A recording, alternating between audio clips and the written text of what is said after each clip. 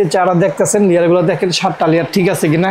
এটা রেডি টি খাবেন, এটা আবার ফিল্ডের চা খাবেন, এটা আবার তানজুরি খাবেন, এটা ব্ল্যাক টি খাবেন, এইটা হলো আপনার বেবি টি। এই বেবি টি চা হলো আপনার এইটা পুরোটাই মধু, এটা কিন্তু সম্পূর্ণটা মধু দিয়ে চারা করতে হবে। এটা কিন্তু মধু ছাড়া চারা হবে না, প্রতিটা লেয়ারেই এটা মধুটা ইউজ করতে হবে। মধুটার কারণে কিন্তু চারা একটা সাথে মিক্স হচ্ছে না। দেখেন আপনি চারা যতই দুলাইবেন মানে মিক্স হবে না, টেস্ট কিন্তু ভিন্ন ভিন্ন টেস্ট পাবেন। এই চারা নিয়ে মানে সিলেটে অনেকে চারা খেতে যায়, আমার মামাও থাকে সিলেট, ওইটার উদ্দেশ্যে আমি গেছি। আমিও আগে চার ব্যবসা করতাম, শুরু থাকতে আমি শাহবাগ মোড়ে মানে ফ্রিজের সামনে আমি চা নিয়ে একটা গবেষণা করতাম, কিন্তু এটা যতই চেষ্টা করছি মানে নিজে শিখবো বা নিজে বানাবো এরকম ধরনের পদ্ধতি আমি পাইছি না। আমি ওই জায়গায় গিয়া বেশ কিছুদিন ছিলাম, ওদের সাথে কাজ করছি, ওরা আমাকে এটা শিখাইছে। না হলে এটা সব জায়গায় অ্যাভেলেবেল কোথাও নাই। চার পাতায় আমি যে কোনো চাই দিলাম, আমি আপনার যেমন আমরা চারা খেয়েছেন, আমি উপর লেয়ারটা কফি দিছি, বাচ্চারা খাইলে আমি আমরা দেখা গেছে কম ফিলিম দেই বা হরলিক্স দেই, লেয়ারটা কিন্তু আমার ইচ্ছা মতো আমি চেঞ্জ করতে পারবো। কিন্তু মধুটা দেওয়া ভুলা যাবে না, মধুটা কিন্তু লেয়ারটাকে মানে ধরে লাগতেছে। আমি মধু দিয়ে যদি শুধু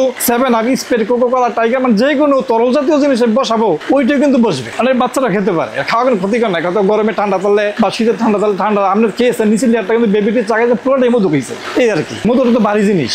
মধুটা দিয়ে পাড়ে লেয়ার আমরা যত বড় গ্লাসই হোক, আমরা যে কোনো শরবত আইটেম করবো তরল জাতীয়, ওইগুলো হবে। শুধু চা বলে যে হবে তা কোনো কথা, অন্য কিছু দিয়ে তরল জাতীয় যা দিবে তাই করা যাবে, সাথে বেশি অবশ্যই করা যাবে। আমাদের সিলেট শ্রীমঙ্গলে ওরা 10 কালার চাও করে, কিন্তু কি করবো 10 কালার করে, কিন্তু এক চা যদি 2বার দেওয়া লাগে তাহলে চা তো এতগুলো পাওয়া যায় না। যেমন আমরা কফি দেই, কফিটা না দিলে বাচ্চারা খাইলে হলদিস দেই, কম বিলিন দেই, ওইগুলো দিয়ে কিন্তু লেয়ারটা করা যাবে। কারণ চা তো 10টা কালারের চা তো পাওয়া যায় না। সাতটাই মানে এটাকে নাম সিলেট শ্রীমঙ্গলের দিমনি যে ক্লাস 5-এর বই 7 লিটার টিরো 7 কালার চারা দেওয়া আছে, এটাকে আকর্ষণীয়, এটাকে নাম এই জন্য আমরা 7 কালার করি। কেউ যদি বলে যে আমরা 10 কালার দেন, তাহলে আমরা দেখা তানজুরি চারা 2বার মারতে হবে, বা আপনার দুধ চারা আমরা 2বার মারতে হবে। 2বার দিলে ডবল কালার হয়ে যায়। এই যে যেমন এখানে দেখেন, এই যে আমাদের চা গুলা, এটা কিন্তু ইউটিউবে দেওয়া, ফেসবুকে দেওয়া, অনেকে দেখছে। আমরা বানাইছি এইটা আমি যে উপরটা নেসকেফ, মাঝখানে একটা তানজুরি, উপরে 2 নাম্বারটা হলো আপনার রেডি টি, তারপরে সবচেয়ে নিচের উপরটা হলো আপনার ব্ল্যাক টি, তারপরে সবচেয়ে নিচেরটা হলো বেবি টি।